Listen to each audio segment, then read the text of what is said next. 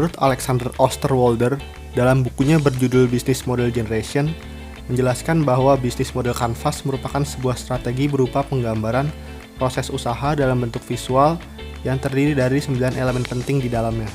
Isi dari bisnis model kanvas adalah yang pertama key partners, yang kedua key activities, yang ketiga key resources, yang keempat value proposition, yang kelima customer relationship, yang keenam channel, yang ketujuh customer segment, yang kedelapan cost structure, dan yang kesembilan adalah revenue stream.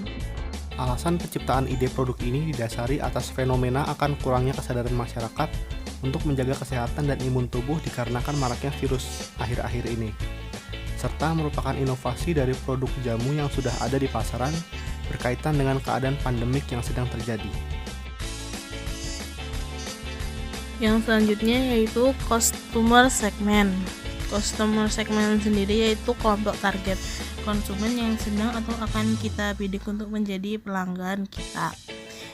Dalam Healthy Jamu sendiri, yang customer segmentnya yang pertama yaitu konsumen yang memiliki rentang usia 5 tahun sampai lansia. Yang kedua, konsumen yang sadar akan pentingnya menjaga kesehatan dan imun tubuh. Yang ketiga, konsumen yang memiliki masalah pencernaan. Dan yang keempat terakhir yaitu konsumen yang memiliki masalah tidur. Masalah tidur atau biasanya disebut insomnia. Value proposition. Yang pertama yaitu inovasi jamu dengan rasa buah yang beraneka ragam. Yang kedua, harga yang terjangkau.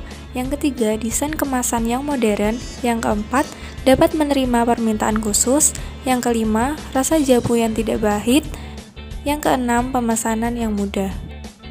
Selanjutnya channel. Yang pertama awareness. Sosialisasi launching produk secara offline dilakukan di alun-alun Kota Banyuwangi. Sedangkan secara online dilakukan dengan jasa endorsement.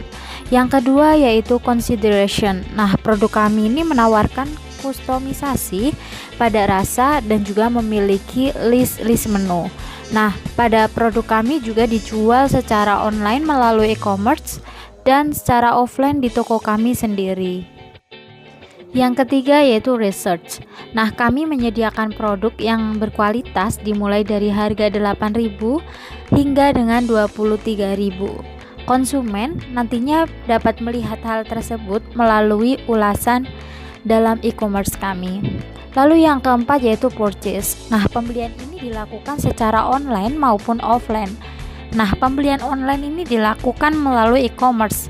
Sedangkan pembelian offline dapat dilakukan langsung di toko kami.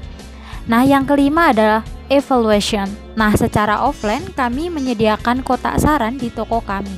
Sedangkan secara online konsumen dapat memberikan ulasan melalui kolom komentar. Customer relationship dibagi menjadi 4. Yang pertama adalah relation dengan cara mengadakan giveaway setiap waktu tertentu.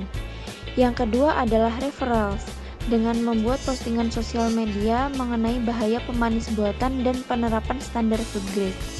Yang ketiga adalah retensi dengan memberikan voucher gratis ongkir ataupun potongan harga di pembelian kelima dan kelipatannya. Yang keempat adalah recovery dengan menyediakan retur penjualan sebagai antisipasi kesalahan pengiriman dari pihak penjual dan mengganti biaya ongkos kirim sebagai bentuk tanggung jawab. Revenue stream. Yang pertama, modal dari setiap pemilik. Yang kedua, berasal dari penjualan jamu. Key activity merupakan uraian berbagai aktivitas yang dimiliki perusahaan. Yang pertama adalah pembuatan jamu, yang kedua adalah pengiriman jamu, yang ketiga adalah pemasaran, dan yang keempat adalah penjualan yang dilakukan secara online dan offline. Key research sendiri yaitu berbagai kebutuhan yang perlu disediakan untuk merealisasikan model bisnis, bisa berupa dukungan orang, alat, ataupun perangkat lunak. Nah, dalam Healthy Jamu kami ini sendiri memiliki key research yang pertama yaitu produk.